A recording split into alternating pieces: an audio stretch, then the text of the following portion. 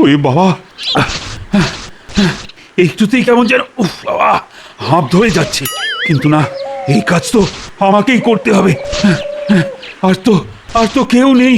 ও ও ও এবার বুঝছেন তো মহারাজ, প্রজারা কেমন মাথার ঘাম পায়ে ফেলে আপনার মুখে হাসি ফোটায়, আর আপনি মন্ত্রীর তালে তাল ঠুকে তাদেরকেই কাঁদতে কাঁদতে ঘর ছাড়া করলেন। আমি আমার ভুল বুঝতে পেরেছি গোপাল। আর আর এটাও বুঝতে পেরেছি যে এই সব কিছুর জন্য ওই ওই মন্ত্রী বেটাই দায়ী। যাক, দেরিতে হলেও আপনার বুদ্ধি ফিরেছে তাহলে।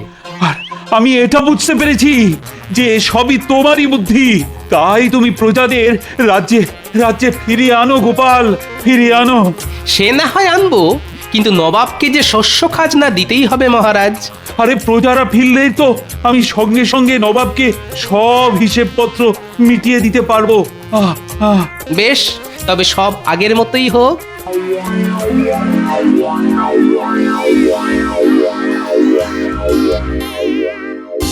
ওরে বাবা, ও আর পারছি না, এবার আমায় ছেড়ে দিন মহারাজ, এবার আমায় ছেড়ে দিন।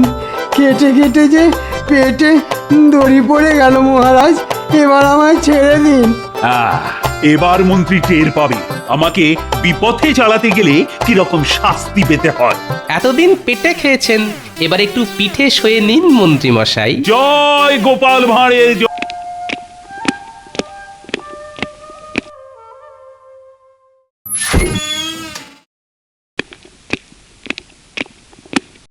হ্যাঁ, সর্বনাশ, রাজকোষাগার যে দেখছি একেবারে খাঁ খাঁ করছে। ও হালচাল যা দেখছি তাতে মনে হচ্ছে এখনো তো খাজনাই জমা পড়েনি। এদিকে কয়েক মাস পরই তো আবার নবাব লোক পাঠিয়ে খাজনা তলব করবে। না না না, এক্ষুনি ব্যবস্থা না নিলে নবাবের সামনে নাক্ষর দিতে হবে, আর নবাবের যা মতিগতি সিংহাসন থেকেও নামিয়ে দিতে পারে। ওরে বাবা, ভাবলেই কেমন যেন শিউরে শিউরে উঠছি।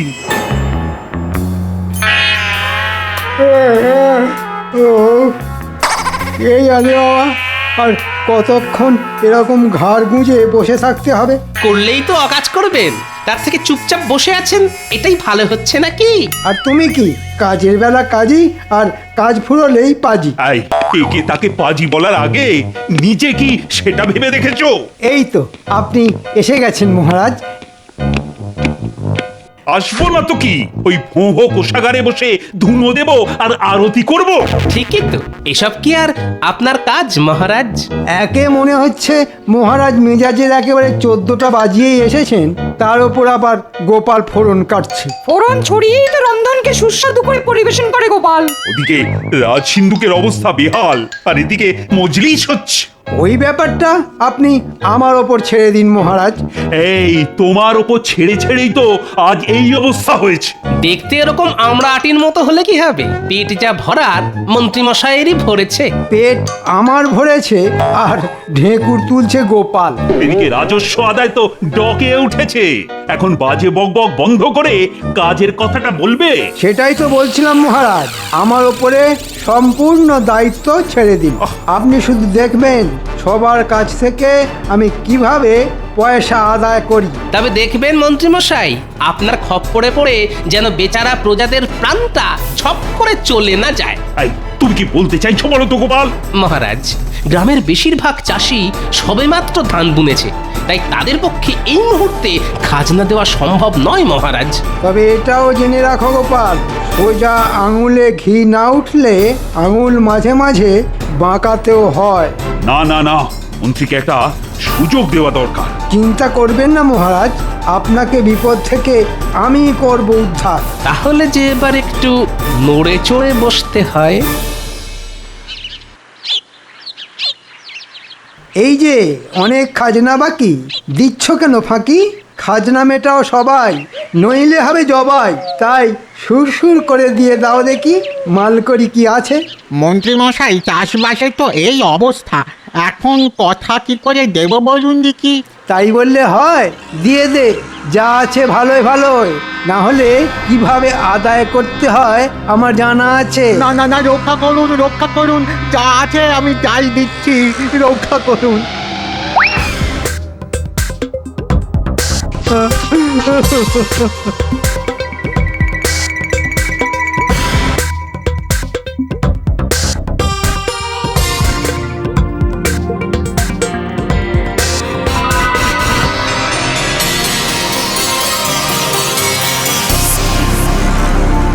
যে বেশ তো রসে বসে আছো, ওদিকে মহারাজের খাজনা ভরার কি হবে? এই তো ধান বুনেছি, ফসল উঠলেই দিয়ে দেব। হ্যাঁ, এটা কি মগের মুল্লুক পেয়েছো যে যা খুশি করবে? না না, আমি থাকতে ওসব চলবে না। আমি কথা দিচ্ছি মন্ত্রী মশাই, আমি কথা দিচ্ছি। কথা নয়, টাকা দাও। আরে হাঁ করে দেখছিস কি? যা ঘরে ঢুকে কেড়ে নে।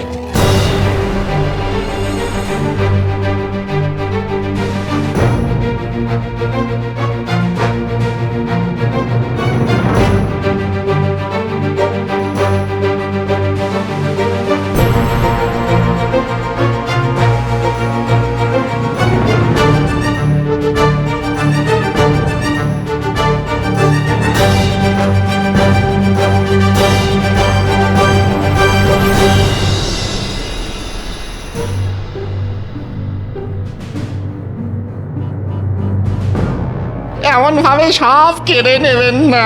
যা, তবে মহারাজের সাথে দেখা কর গিয়ে। বাঁচালে বাঁচাবে, মারলে মারবে, তবে হালকার ওপর ভারী করে। আজ বেশ ভালোই আমদানি হয়েছে।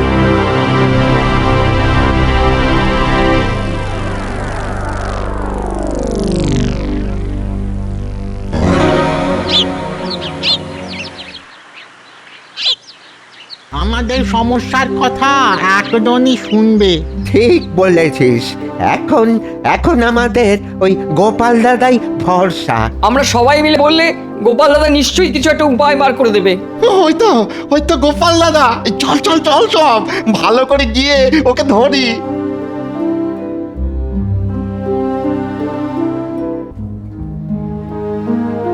গাঁ থেকে যে একেবারে দল বেঁধে সবাই আসছে।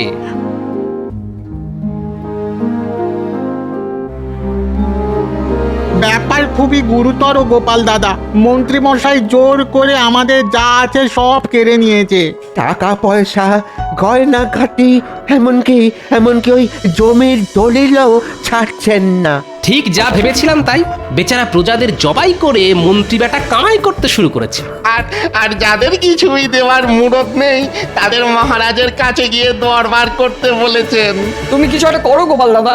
এড়ে গরু তেড়ে এলে সরে যাওয়া ছাড়া আর কি উপায় আছে ভাই? তার মানে তুমি আমাদের সরে পড়তে বলছো? না না, এখনই নয়, তবে বলা তো যায় না কখন যে কি হয়ে যায়। তবে আপাতত তোমাদের এই সমস্যার কথা মহারাজকে গিয়ে জানাবো। তাতে কি কোনো কাজ হবে? কাজ যাতে হয় সেই চেষ্টাই করব আমি। মন্ত্রীমশাই যে জোর করে সবার ঘাড় মোটকে মালকড়ি সটকাচ্ছেন সেটাও ফাঁস করে দেব।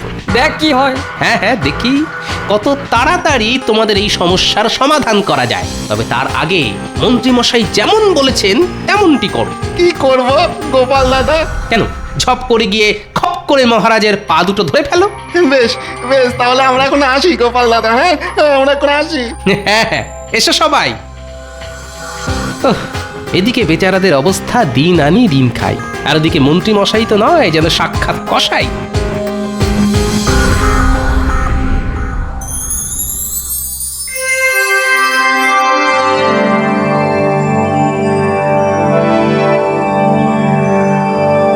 ওরে বাবা, মন্ত্রী এইসব করেছো কি?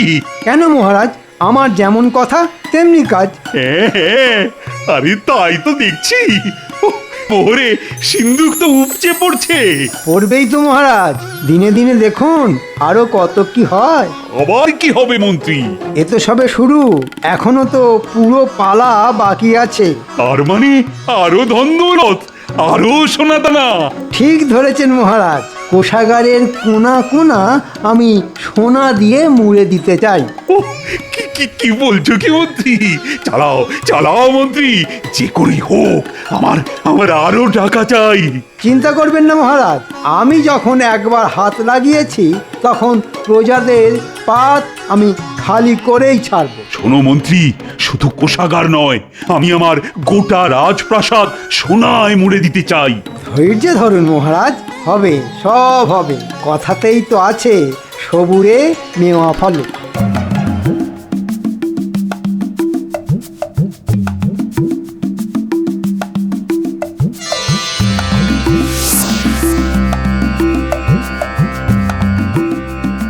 আরে বাস, রাজসভার বাইরে তো দেখছি প্রজাদের লম্বা লাইন। তার মানে যারা খাজনা দিতে পারেনি তারা সবাই এসে জড়ো হয়েছে। যাই দেখি রাজসভায় মহারাজ এদের কেমন খাতির করে, আর প্যাকাল মন্ত্রী বসে বসে কেমন প্যাঁচ পাকায়।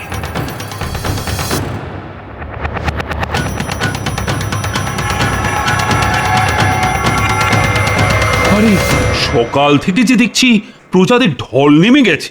মহারাজ, আমরা তো সকলেই চাষবাস করে খাই, এখনই খাজনা দেবার পয়সা কোথায় পাবো মহারাজ? ভালো ফসল হলেই আমরা খাজনা ওই কড়ায় ঘন্টায় সব শোধ করে দেব। ও শোনো একবার, জানে একেবারে মামার বাড়ি আবদার। যা সামান্য কিছু জমানো আছে সেটাও যদি দিয়ে দিই তাহলে সংসার পরিবার নিয়ে যাবো কোথায়, আর খাবোই বা কি মহারাজ? না না না, ওদের অসুবিধের কথাও তো শোনা দরকার। কিন্তু প্রজাদের কথা শুনে মনে হচ্ছে ওরা বেশ কষ্টেই আছে। ও ওদের কষ্টে যেন আপনার আর চোখে ঘুম আসছে না রাজপণ্ডিত। প্রজারা যেখানে খেতে পাচ্ছে না, সেখানে সেখানে ঘুমানোর কথা আসছে কোথা থেকে মন্ত্রী মশাই? মন্ত্রী মশাই তো জানেন, কাজের মধ্যে দুই, খাই আর শুই। আমাদের কথা একটু ভাবুন মহারাজ। যা ভাবার আমার ভাবা হয়ে গেছে। আপনি ঠিক কি ভেবেছেন সেটা তাহলে ওদের বলে দিন মহারাজ। হ্যাঁ হ্যাঁ, বাচ্চা ছেলের মতো বায়না না করে এখন মানে মানে সবাই খাজনা দিয়ে রাজকোষাগার ভরে ফেলো দেখি। কিন্তু এটা তো জোরজার মুলুকতার হয়ে যাচ্ছে মহারাজ। আচ্ছা, তাহলে এবার তুমি আমায় শেখাবে যে কি করে আদর করে খাজনা আদায় করতে হয়, তাই তো?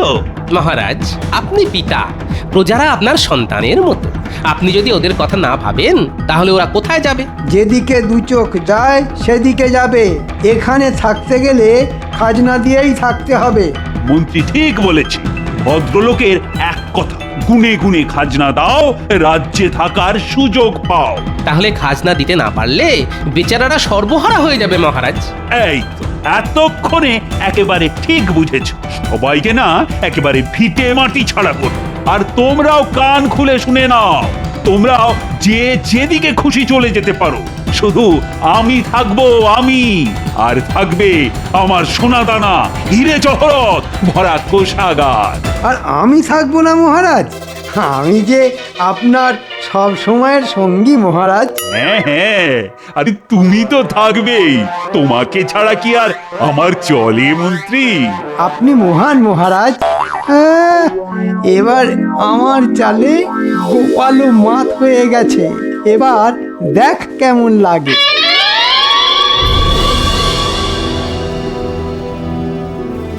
আমার তো চিন্তা হচ্ছে এই ভেবে যে মহারাজ ক্রমশ স্বৈরাচারী হয়ে উঠছেন। প্রজাদের ভালোর কথা ভুলে গিয়ে মহারাজ তো মূর্খের স্বর্গে বাস করছেন।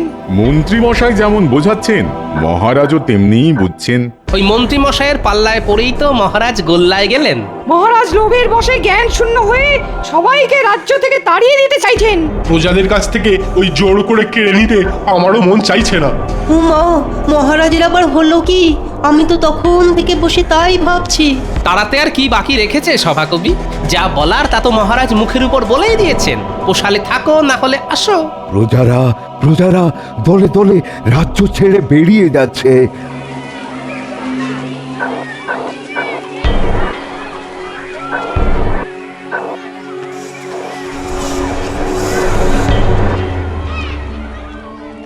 না না, এখন আমাদের প্রজাদের পাশেই থাকা দরকার। আমরা সবাই চলে যাব। রাজ্যে পড়ে থাক শুধু মহারাজ আর মন্ত্রী। চলুন তাহলে শপথ করি, লজ্জা ঘেন্না ভয় তিন থাকতে এই রাজ্যে আর নয়। চলে তো যাব, কিন্তু কিন্তু যাব কোথায়? আর এইভাবে চলে গিয়ে কি মহারাজকে কোনো শিক্ষা দিতে পারবো? মহারাজ কি নিজের ভুল বুঝবেন?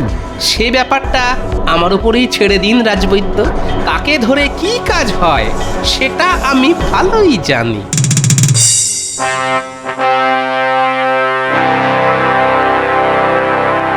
ব্যাপার কি উজির? অনেকদিন হয়ে গেল, কিন্তু কৃষ্ণনগরের কোনো খবর নেই। কার খবর নেবেন জাহাপানা? হ্যাঁ, কার খবর নেবেন? কৃষ্ণনগরের প্রজাদের খবর নাকি মহারাজ কৃষ্ণচন্দ্রের খবর? সত্যি কথা যদি শোনো তবে বলি, আমার না গোপালের খবর জানতে ইচ্ছে করছে খুব। সবাইকে ছেড়ে শেষে কিনা গোপাল। ওরে বাবা, গোপালকে দিয়ে শেষ, গোপালকে দিয়ে শুরু, সব কাজে ওই তো নাটের গুরু। সে অবশ্য আপনি ঠিকই বলেছেন। গোপালের বুদ্ধির প্যাঁচে পড়ে আপনি কম নাকানি চোবানি কি খেয়েছেন? হ্যাঁ, কি বললে উজির? আমি তো কত কি বলি জাহাপানা, সব কথা কি আর শুনতে হয়? হ্যাঁ, কারোর কথা শুনুন না শুনুন, আমার একটা আর্জি যে আপনাকে শুনতেই হবে জাহাপনা। আরে আরে আরে আরে, গোপাল যে, এই দেখো দেখো, আমি তো এক্ষুনি তোমার কথাই ভাবছিলাম। শয়তানের কথা ভাবছিলেন, শয়তান এসে হাজির। এ তো আমার পরম সৌভাগ্য। বলো বলো বলো বলো গোপাল, কি তোমার আর্জি? আমি চাই কৃষ্ণনগর রাজ্যটা পুরো কাঁটা তারের বেড়া দিয়ে ঘিরে দিন জাহাপনা। হ্যাঁ, সে কি? এ আবার কি? দিন না জাহাপনা, দেখবেন এতে আপনার লোকসান ক্ষতি কিচ্ছু হবে না। যাই করবেন একটু বুঝে শুনে করবেন জাহাপানা। উজির ঠিক বলেছে। আগে আমার অনেক ষড়যন্ত্রের হাত থেকে কৃষ্ণনগরকে বাঁচিয়েছে গোপাল, কিন্তু আজ কেন উল্টো কথা বলছে? বলছি তার কারণ এখন মহারাজ কৃষ্ণচন্দ্রেরও একটা শিক্ষা পাওয়ার দরকার আছে। তোমার বুদ্ধির জোর আমার খুব ভালো করেই জানা আছে। তাহলে আপনি এটা ভালো করে বুঝতে পারছেন যে আমার আর্জি যদি আপনি মঞ্জুর না করেন তাহলে আপনিও বিপদে পড়লেও পড়তে পারেন। ঠিকই, গোপাল তো আপনাকে ভয় দেখাচ্ছে জাহাপানা। হ্যাঁ, ভয় দেখাই আর ভক্তি করি, কৃষ্ণনগরকে বাঁচাতে এটা আমাকে করতেই হবে জাহাপনা। বেশ বেশ, তোমার কথা রাখতে কৃষ্ণনগরের চারিদিক আমি ঘিরে দিতে বলছি। শুধু ঘিরে দিলেই হবে না, তার ধারে ধারে আপনার পাহারাদারদেরও বসিয়ে দিতে হবে। আর পরে আর কি করতে হবে সেটাও ঠিক সময়ে আমি বলে দেব। তাই হবে। তুমি কিন্তু কথা দিয়েছো গোপাল যে এতে আখেরে আমারই লাভ হবে। আপনিও আমার কথা মিলিয়ে নেবেন।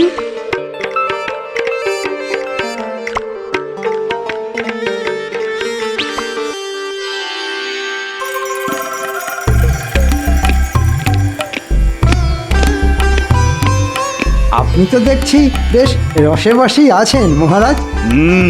তা খুব একটা খারাপ কিছু বলনি মন্ত্রী। এই বেশ, কেমন ঝামেলাও নেই, ঝক্কিও নেই। আপনাকে খুশি দেখে আমিও খুব খুশি। তবে এই ফাঁকা সভা দেখে মনটা না কেমন খাঁ খাঁ করছে। এই নিয়ে আপনি কিছু ভাববেন না মহারাজ, ওই দুষ্টু গরুর থেকে শূন্য গোয়াল ঢের ভালো।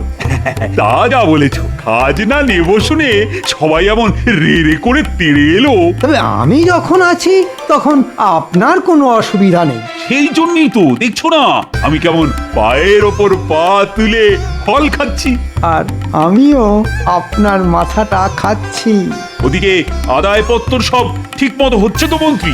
না দিয়ে যাবে কোথায় সব, আমি একেবারে কড়া নজর রাখছি। তুমি তাহলে ওদিকটা দেখো, আমি বরং এদিকটা দেখি।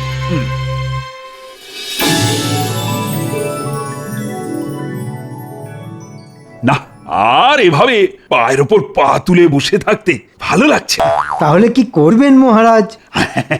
আমার খুব ইচ্ছে করছে আমি নিজে গিয়ে একবার খাজনা আদায়ের ব্যাপারটা দেখি। এই কেলো করেছে, এই আবার কেমন ইচ্ছে? চলো, আজ আমি তোমার সঙ্গেই যাব। আমি গেলে দেখবে খাজনা আদায় দ্বিগুণ হয়ে যাবে। ইচ্ছে যখন হয়েছে তখন চলুন।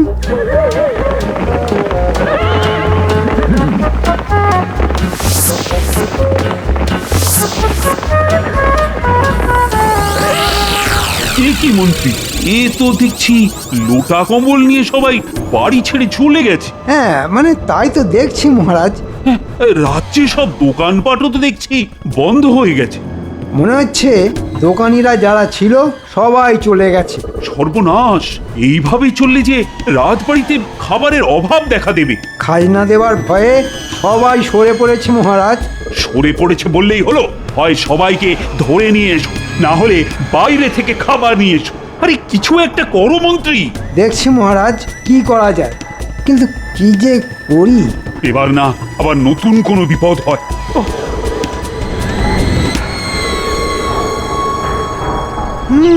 না, এবার ঠেলা সামলা। এতদিন ছিল খাজনা, এবার নতুন বাজনা। খাদ্যশস্য জোগাড় করে আনতে হবে। এই মরেছে, এই যে দেখছি ঘিরে দিয়েছে। তার উপর আবার পাহারা বসিয়েছে। এই এই কে রে, কে রে? লুকিয়ে লুকিয়ে ঢুকছিস? নবাবের আদেশ আছে, কেউ এখান দিয়ে ঢুকতেও পারবে না আর বেরোতেও পারবে না।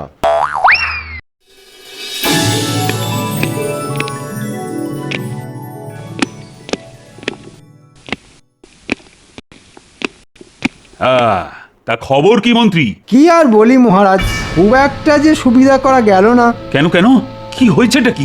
নবাব কাঁটা তারের বেড়া দিয়ে গোটা রাজ্যকেই ঘিরে দিয়েছেন। হ্যাঁ, সে কি কি সর্বনাশ! নবাবের আদেশ, কাউকে ঢুকতেও দেওয়া যাবে না, কাউকে বেরোতেও দেওয়া যাবে না। ওফ, এবার তো দেখছি বেশ ভালো রকমই জব্দ হয়ে গেছি। নবাবের ফরমান আছে। ও, তার মানে কপালে আরো দুঃখ আছে।